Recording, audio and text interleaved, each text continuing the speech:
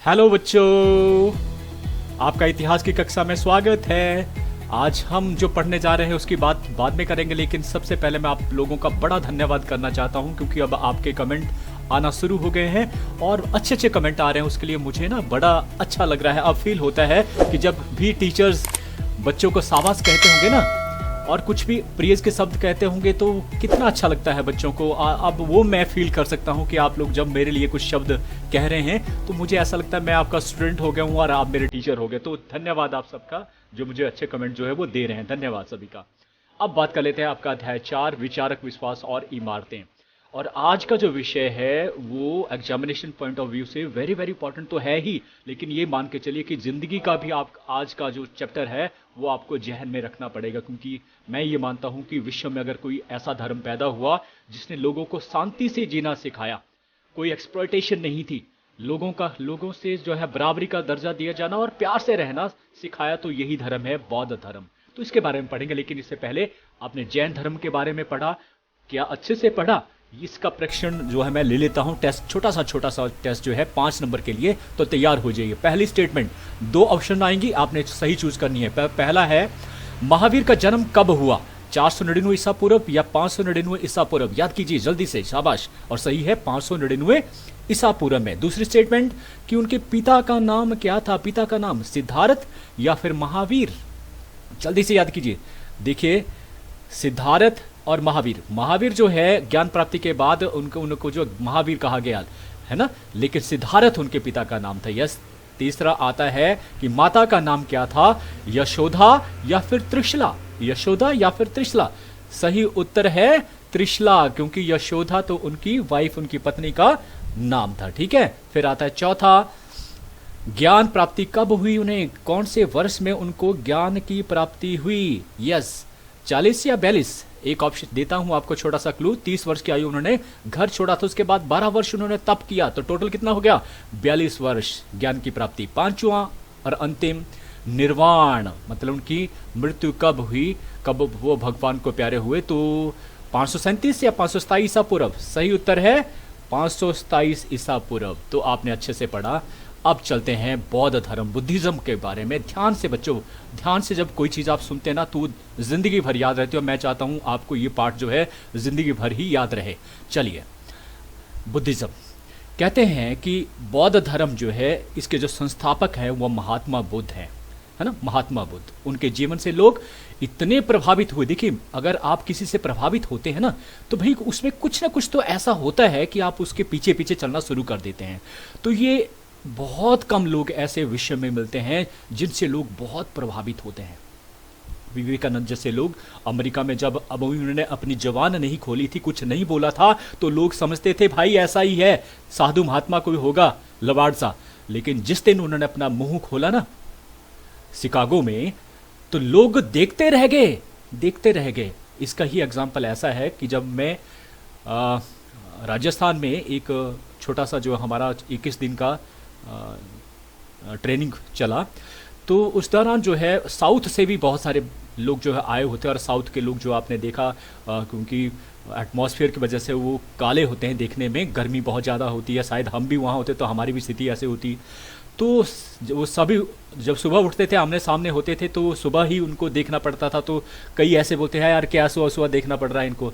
लेकिन मैं आपको हकीकत बोलूँ, जिस दिन उन्होंने अपना मुंह खोला ना और जो खड़े हुआ जब उन्होंने बोला तो सभी फैन हो गए। मैं तो पहले से ही फैन था। मैं मानता था कि दक्षिण में जो लोग हैं वो बहुत अच्छे लोग हैं, हमारी तरह दिखावा नहीं है उन लोगों में। सिंपल सिटी है, एक कमीज पहनते हैं, एक जो लुंगी पहनते हैं, चप्पल होती है, लेकिन आप पढ़ने के मामले की बात करें या दिमागी तौर पर बात करें वो हमारे से कई गुना आगे हैं। तो ये कुछ वजह होती है कि आदमी उनसे प्रभावित होता है। तो बुद्धा में भी इस तरह का कोई प्रभाव था। उन्होंने भी कुछ जीवन में पाया था भाई, जिससे उन्होंने सीखा था कि जिंदगी को कैसे जिया जाए। उन्होंने कोई धर्म नहीं दिया था जिसको हमने आज धर्म बना लिया है। उन्होंने कोई तरीका सिखाया आपको। इसको ये गलती करते हैं हम लोग कि उनको धर्म मान लेते हैं। भाई आपको वो सही रास्ता दिखा रहे हैं, जिंदगी ऐसे जियो, तो वो दिखाया था। कहते लोग इनके पीछे हो लिए उस समय, और विश्व का ये सर्वाधिक जो है लोकप्रिय धर्म बन गया जब महात्मा बुद्ध थे। लेकिन कुछ समय के पश्चात इसका पतन भी हो गया, और पतन होता है तो कोई कारण होते हैं, उसके बाद में हम व्याख्या करेंगे। अब पढ़ लेते हैं महात्मा बुद्ध का जीवन, जन्म और माता पिता के बारे में। उनका जो जन्म था वो 567 ईसा पूर्व में, देखिए ये भी बिहार में ही कपिल वस्तु के निकट लुम्बिनी नामक जगह के ऊपर हुआ था। लेकिन एक और चीज याद रखना है, बैसाख की पूर्णिमा का दिन, देखिए पूर्णिमा को एक त्योहारिक दिन माना जाता है, बहुत अच्छा बड़ा पुण्य वाला दिन माना जाता है, तो उस दिन उनका जन्म हुआ था। ठीक है, हिंदू परंपरा के अनुसार जो है मैं बात कर रहा हूं। पिता का नाम उनका सुदोधन, याद रखना सुदोधन, और वो शाक्य गणराज्य के प्रमुख थे, मतलब हेड थे, राजा थे शाक्य गणराज्य के ना। उनके माता का नाम था महामाया, और उनके बचपन का नाम सिद्धार्थ, और अभी हमने पढ़ा है सिद्धार्थ किसके नाम था, महावीर के पिता का नाम था। तो आपने याद रखना कि कंपेयर करते रहना साथ साथ, ताकि आपको सही पता लगे कि ये बुद्ध से रिलेटेड है, ये जैन से रिलेटेड है, या महावीर से रिलेटेड है। तो भी एक और याद रखना है कि जन्म के समय एक आसित नामक ऋषि, है ना, जैसे जन्म हुआ तो होता था, ऋषि से पूछा गया भाई ये बच्चे के बारे में बताइए कैसा होगा ये आने वाले समय में। तो उन्होंने भविष्यवाणी की थी, ये संसार का एक महान सम्राट बनेगा, या फिर संसार का एक जो है क्या बनेगा, महान धार्मिक पुरुष बनेगा। अब भाई पिता जो थे वो राजा थे, अब उन्हें जब ये सुना तो उनको लगा यार ये तो बड़ा गलत तो हो गया, अगर कहीं ये धार्मिक पुरुष बन गया तो मेरी गद्दी का क्या होगा, मेरा राजपाट, इतना जो पैसा मैंने धन दौलत की है वो किसके लिए की है, ऐसा होता है ना, माता पिता ऐसे ही सोचते हैं। तो भाई उनमें ये दिक्कत आ गई। एक और चीज़ हुआ कि महात्मा बुद्ध के 7वें दिन के पश्चात उनकी माता का देहांत हो गया, और माता का देहांत होना आप सोच सकते हैं, समझ सकते हैं। लेकिन क्या था कि उनकी जो दूसरी महारानी थी, जो उन्हीं की ही छोटी बहन थी, जिनका नाम था महारानी प्रजापति गौतमी, तो उन्होंने बड़े लाड प्यार से उनको जो है वो पाला। तो जैसे माता की जो कमी थी वो पूरी की। तो ये हुआ माता पिता। दूसरा आता है बाल्यकाल तथा विवाह। भाई बाल्यकाल में देखिए जो प्रभाव पड़ता है ना, मैं तभी कहता हूँ कि जो टीचर्स लोग पढ़ा देते हैं, जो वो सिखा देते हैं, उनका जिंदगी भर का वो एक नियम बन जाता है। तो ये बाल्यकाल और जो विवाह हुआ उनके बारे में पढ़ लेते हैं। बाल्यकाल में क्या था कि उनको एकांत का जीवन जो है वो पसंद था, अकेले अकेले रहना, है ना। जैसे कि जैन में हमने पढ़ा, सिद्धार्थ के बारे में पढ़ा, सॉरी महावीर के बारे में पढ़ा, वो क्या थे, अकेले अकेले रहते थे। ऐसे ही कुछ लोग होते हैं जो ऐसा पसंद करते हैं, तो उनमें से ये भी थे। तो सिद्धार्थ के जो पिता थे उनके दिमाग में वही चल रहा था, भविष्यवाणी। तो उन्होंने क्या किया कि उनको हर तरह के सुख सुविधा, बड़ा महल, हर एक मतलब सांसारिक चीज़ों की तरफ मोह लाने के लिए उन्होंने भरसक प्रयास किया। और क्या हुआ कि इस प्रयास में उन्होंने उनको बाहर जाने भी नहीं दिया, कि कहीं ना कहीं ऐसा नहीं कि बाहर की चीज़ों को देखकर इनमें बदलाव आ जाए, तो उनको बाहर से भी रोका गया। लेकिन क्या हुआ, कहते हैं अंततः आगे तीसरे उसमें हम बात करें कि हुआ क्या था। ये कहता है 16 वर्ष की आयु में सिद्धार्थ का विवाह जो है अति सुंदर राजकुमारी के साथ, जैसे कि अक्सर माता पिता कर देते हैं, भाई इसका शादी कर दो, विवाह कर दो, और ये फिर बंध जाएगा, है ना, इसलिए। तो वैसे ही उनके साथ भी हुआ, भाई 16 वर्ष, केवल मात्र 16 वर्ष की आयु में उनकी शादी कर दी गई, और बहुत सुंदर राजकुमारी के साथ। लेकिन भाई वो रोक नहीं सका। हालांकि उनका एक पुत्र भी हुआ जिसका नाम था राहुल, और राजकुमारी का नाम था यशोधरा। याद रखना, नाम इनको याद रखना पड़ेंगे। यशोधरा माता का नाम, किसके, राहुल की माता का नाम, और सिद्धार्थ की पत्नी का नाम। क्लियर हो गया। तो लेकिन जो है जो गृहस्थ जो आश्रम थे या गृहस्थ जो जीवन था वो उन्हें रोक नहीं सका, उनको जो है आकर्षित नहीं कर पाया। ये उनका जीवन रहा बाल्यकाल। अब आता है तीसरा, वो है 4 महान दृश्य और महान सत्य। वो चीजें, वो सत्य जानकर कि घर उन्होंने छोड़ा था, वो 4 महान दृश्य थे, या उनको 4 महान सत्य कहा जाता था। अब देखिए क्या था, मॉडर्न देखेंगे तो ये मॉडर्न पिक्चर है, पुरानी पिक्चर है, तो ये इस तरह से जो उन्होंने देखा होगा इस तरह से, है ना। तो हुआ क्या, एक दिन जो है उन्होंने अपने सारथी, एक दिन उनको लगा, मौका मिला उनको कि आज मैं जा सकता हूँ, आज पिता की नज़र नहीं है। तो उन्होंने अपना जो सारथी था जो रथ को चलाने वाला था, जिसका नाम था चन, याद रखना पड़ेगा, चन कॉम्पिटिटिव एग्जाम में आते हैं। तो चन को उन्होंने कहा कि देखिए मुझे जो है बाहर जाना है, आप चलिए मुझे दिखाइए। और उन्होंने वो लेके चले गए। भाई रास्ते में जब वो घूम रहे थे, एक तो उनको काफ़ी समय से बंद रखा गया था, जब वो अंदर गए देखा उन्होंने बाहर की दुनिया में, तो उनको एक बूढ़ा व्यक्ति मिला, है ना, बड़े मुश्किल से जो चल रहा है, उसका कुबड़ पड़ा हुआ है, कठिनाई से चल रहा है, तो कष्ट में होता है ना ऐसे। तो उसको यहाँ भी उसको जो सोचने पर भी बस हो गया। दूसरा है रोगी देखा सर, रोगी बीमार आदमी जो है उसने देखा, वो पड़ा हुआ बिस्तर के ऊपर जो है कहरा रहा है, तो वो भी उसको देखकर। फिर एक साधु उन्होंने देखा, साधु जो है वो क्या है, तपस्या में बैठा है और अपने शरीर को भूखा नंगा उसने रखा हुआ है। तो इस तरह से उसने सोचा क्या ये जीवन है, इस तरह से चलेगा, इतना दुख देना अपने आप को। और एक देखा कि अर्थ की लास्ट में क्या होगा, आदमी मर गया भाई, अब उसको ले जाने जलाने के लिए क्या ये सबके साथ होगा। तो भाई ये जो इम्प्रेशन था, ये जो उनके दिमाग में ये जो बातें घुसी उस समय, वो इस तरह से घर कर गई कि अब उनको लगा कि भाई संसार में सब कुछ सुख नहीं है मेरी तरह, जैसे मेरे बाप ने मुझे सुख, कुछ तो दुख हैं, और इन दुखों से कैसे जो छुटकारा पाया जाए, इसके लिए वो जो है घर का त्याग किया उन्होंने। इसीलिए कि मैं, देखिए अगर वो सुख चाहते ना अपने जिंदगी को देखते, तो शायद कुछ लोग बोलते हैं ना कि बुद्धा ने भी राजकुमार था, आराम से जीना था, और मरना तो था ही सभी ने, लेकिन उन्होंने ऐसा नहीं सोचा भाई, उन्होंने अपने बारे में नहीं सोचा, उन्होंने दूसरे लोगों के बारे में भी सोचा। बाहर निकले और देखा कि लोग दुखी हैं, भाई क्यों दुखी हैं, मैं इसके जानना चाहता हूं और मैं चाहता हूं कि लोग सुखी रहें। इसलिए वो निकले। तो 29 वर्ष की आयु में, याद रखना 29 वर्ष की आयु में, जब उसके बच्चा और उसकी वाइफ जो है पत्नी सोई हुई थी, तो उनको छोड़कर वो निकल गए। ठीक है, तो यशोधरा और राहुल को छोड़कर वो 29 वर्ष की आयु में निकल पड़े। अब कहाँ गए वो ज्ञान की प्राप्ति में? सबसे पहले गए वो उसमें मगध जो है, क्योंकि बिहार जो का जो हिस्सा है वो मगध का मेन हिस्सा है, तो वो वहाँ की जो राजधानी थी राजगृह, वो बिहार में ही है। राजगृह में वो जाते हैं सबसे पहले, और वहाँ उनको दो व्यक्ति मिलते हैं जो उनको लगता है कि ये मेरे गुरु हो सकते हैं। उनका नाम था अलार कलाम और उदरक। भाई वो उनके पास रहे एक दो दिन और उनसे उन्होंने शिक्षा ग्रहण की, लेकिन जो शिक्षा उन्होंने ग्रहण की उनमें बहुत सारे प्रश्न उनके दिमाग में, क्वेश्चन प्रश्न है ना, तो भाई उनके वो आंसर नहीं दे पाए। ऐसा होता है ना कई बार जो टीचर्स से बच्चे पूछते हैं और वो जवाब नहीं दे पाते, लेकिन जो अच्छे टीचर वो बोलते हैं कोई बात नहीं बच्चा, मैं कल आपको बताऊंगा। लेकिन ये जरूरी है कि उस अध्यापक को वो आंसर जो है बच्चे को देने चाहिए, चाहे वो समय रहते ही क्यों ना हो।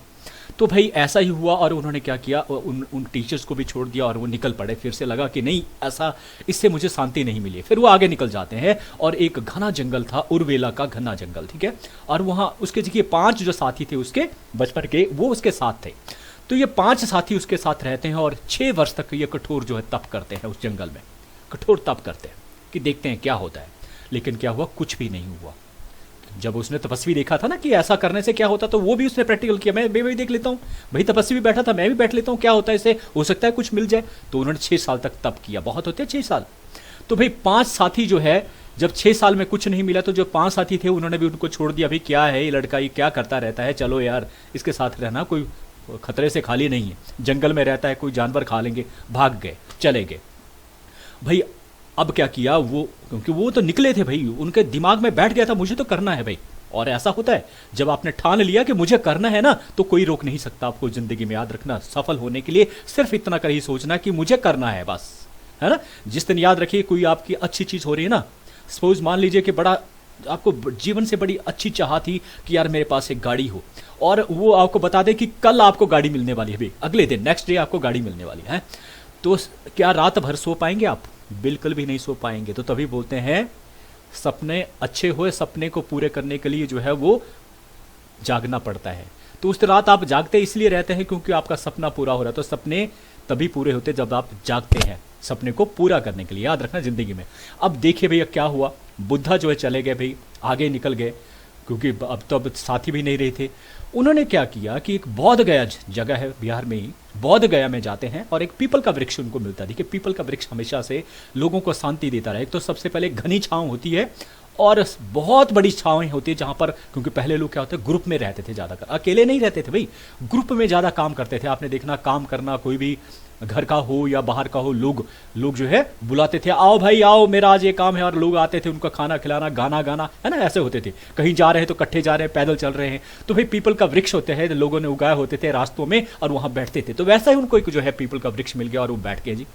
और याद रखना, पीपल का वृक्ष के नीचे आप बैठ जाओ, आंखें बंद कर लीजिए, नेचुरली आपका मन चाहे हो ना हो, थोड़ी देर के लिए आप आंखें बंद कर लेंगे, हो ना हो आप नींद में ही सो जाएंगे। भाई नींद आना भी कहीं ना कहीं जो है वो कारण बना पीपल का वृक्ष। तो भाई यहां नींद लगाने तो महात्मा बुद्ध आए नहीं थे, उनका मकसद था क्या, एंड लाइटेड होना, ज्ञान प्राप्त करना। तो वो 48 दिन तक, याद रखिए 48 दिन तक उन्होंने समाधि लगाई उस पीपल के वृक्ष के नीचे, और 48वें दिन उनको जो है ज्ञान की प्राप्ति हो गई।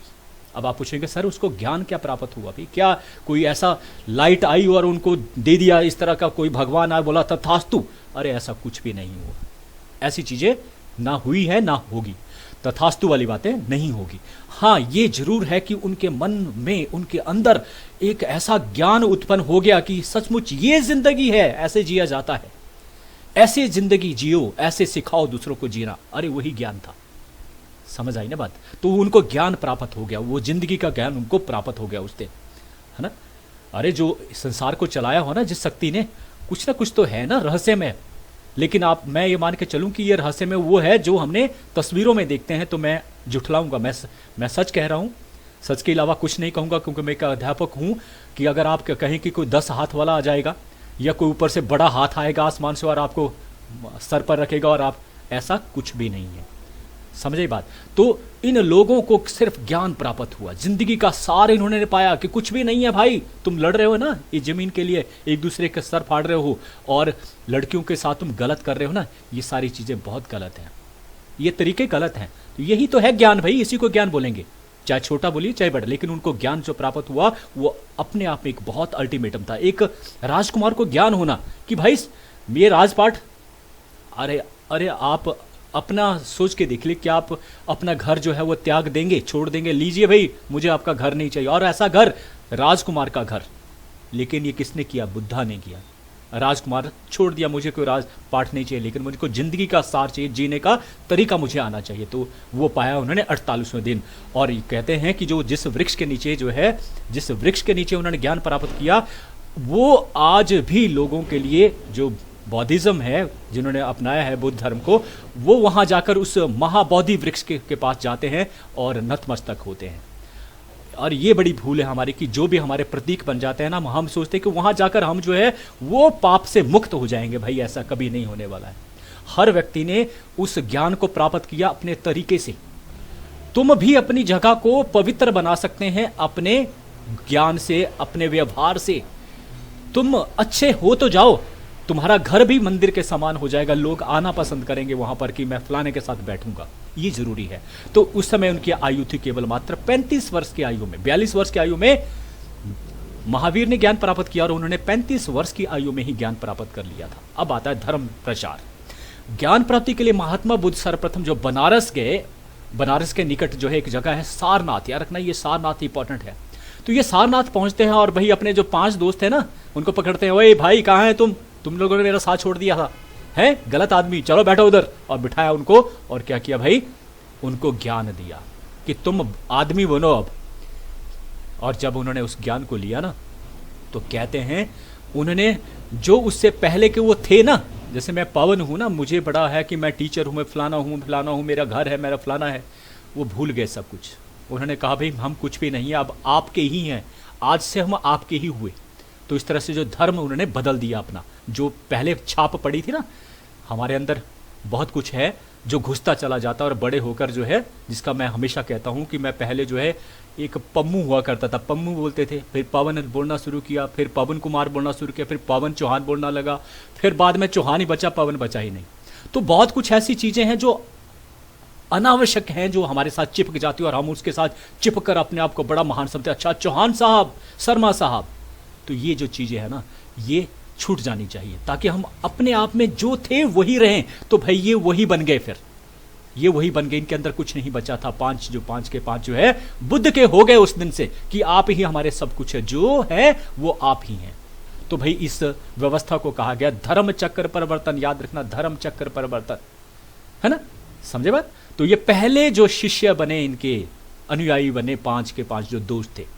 फिर इसके बाद महात्मा बुद्ध जो 45 वर्षों तक वो लगातार लोगों के पास जाते रहे। देखिए राजकुमार जा रहा है, आप सोच के देखिए, आप सोच के देखिए, जब स्कूल में काम होता है ना, काम करने लगते हैं, टीचर बोलते हैं चलो बेटा आप ये वाला एरिया में सफाई करेंगे, आप एरिया वाले सफाई करेंगे। कुछ बच्चे ऐसे भी मिलेंगे जो घर से बहुत अच्छे हैं और वो एक पत्ता भी नीचे से नहीं उठाएंगे। क्यों? सर महसूस करते हैं भाई मैं तो, मेरा पापा जो है इतनी नौकरी वाला, मैं ये उठाऊंगा तो उसकी इज्जत क्या रहेगी। अरे यही तो बात है ना, यही तो है, एक बुद्धा से सीखने की बात यही तो है। राजकुमार होते उन्होंने छोड़ दिया भाई सब कुछ।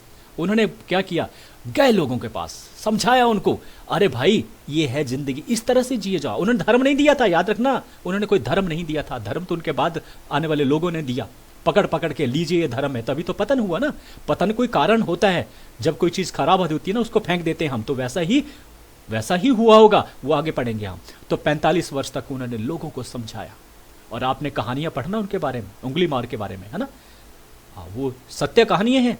वो डरते नहीं थे, निर्भीक थे।